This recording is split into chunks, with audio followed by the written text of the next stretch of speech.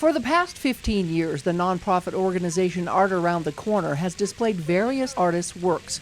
It's one of the many attractions that has drawn people to visit the downtown and to even move here. Sue and her grandchildren love to come to the historic park downtown, not only to play, but to see what's new in the art community. I think this really makes St. George a unique city, and they're just so sweet and they're so beautiful, all these pieces of art that we just love them. But when Sue and her grandkids heard that many of these life-size bronze or metal statues had been purposely vandalized, it was a call to action. So now we come once or twice a month and we walk around and we check the statues. So now we look a lot more closely and we notice the statues, and we actually have a little route that we go and we try and check as many as we can. I think that those people who vandalize these statues are foolish. Art Around the Corner Chair Marianne Hamilton is spending her time cleaning up some of the problems they've encountered. Yes, for the very first time we've had some really distressing things happening. Art Around the Corner has been in existence for 15 years, and as far as we know, this is sort of the first time that some of our pieces have been actually intentionally vandalized and compromised. It looks like somebody or somebody's has gone around and bent them or put stuff on them that just makes them look terrible and damaged. And they're not inexpensive. They're beautifully engraved metal nameplates. So repairing them is our first concern if we can. These art pieces are traded out each year by artists from all over, who graciously decide to lend out their works to the City of the Art Around the Corner for display.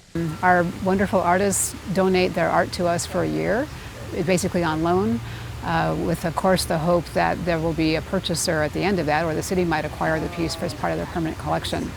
Many of the artworks are near benches, easily accessed by the public to view, and in many cases touch. Vandalism of several of these artworks was first reported in June when pieces went missing, like this little duckling on the back of Duck Parade by Mike Dwyer. Hamilton said the duckling mysteriously reappeared and the artist welded it back on.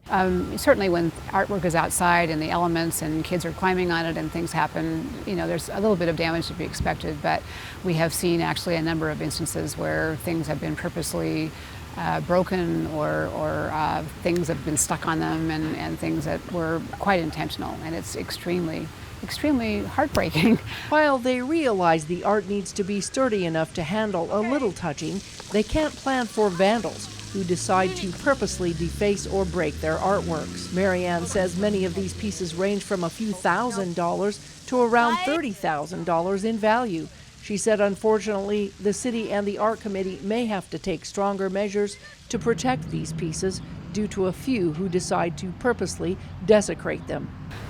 Of course, we want to make sure that the artists feel like their work is going to be safe and protected here, and so perhaps, you know, the information that a new surveillance system has been installed would be encouraging to them, that they would feel that no matter what time, day or night, that their art is on display and open to the public, that it would be safe. So it wouldn't necessarily be a bad thing. It's just we've never had to consider this before, so it's really a whole new way of thinking, and it's just unfortunate.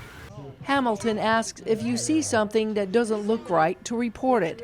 And like Sue and her grandchildren, we can all keep a watchful eye on what makes St. George's parks more delightful to enjoy. And she has prepared wonderful reports of things that she's noticed, and actually her report last week was what prompted us to examine and figure out that there have been, unfortunately, a second wave of vandalisms occurring here in St. George.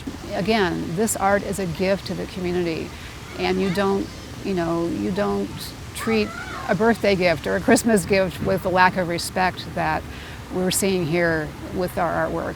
So please try to instill in your children and your friends and your family, this is something that is very special.